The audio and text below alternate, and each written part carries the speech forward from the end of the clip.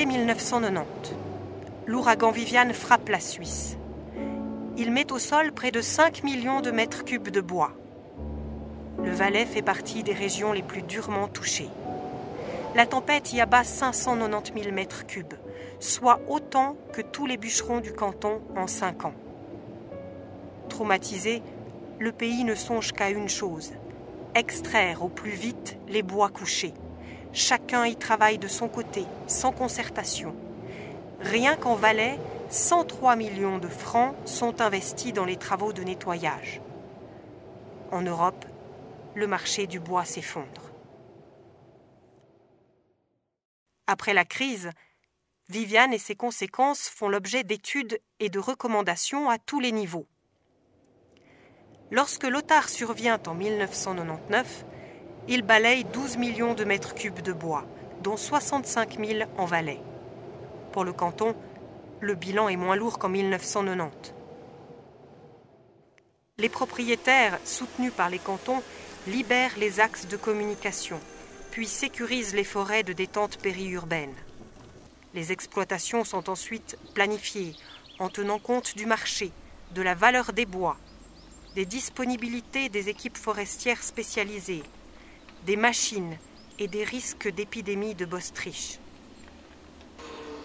Malgré ces efforts, le marché s'effondre à nouveau en Europe. Pourtant, après l'ouragan Lothar, des milliers de mètres cubes de bois restent inexploités. Aujourd'hui, les forestiers ont acquis de nouvelles connaissances dans la gestion des forêts de protection.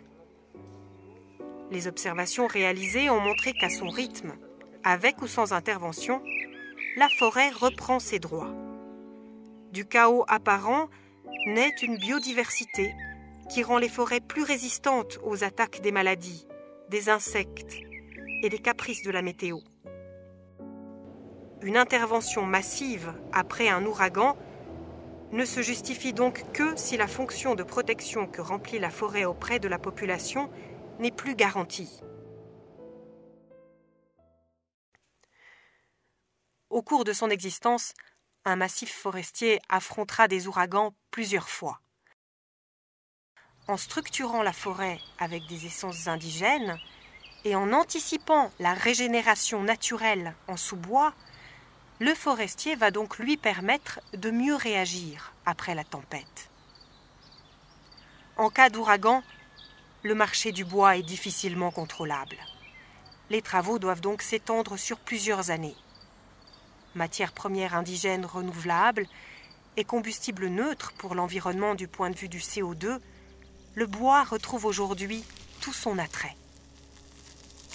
Seul à disposer d'une vision d'ensemble, la Confédération et les cantons doivent présenter aux praticiens les objectifs à réaliser et définir clairement le cadre dans lequel ils s'inscrivent. Gérer le patrimoine forestier implique une vision qui dépasse le siècle. L'objectif est de maintenir une économie forestière forte, avec des professionnels compétents.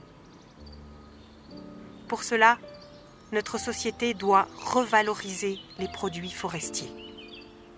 C'est sans aucun doute la meilleure garantie pour que nos forêts continuent à remplir leur rôle, même face aux tempêtes.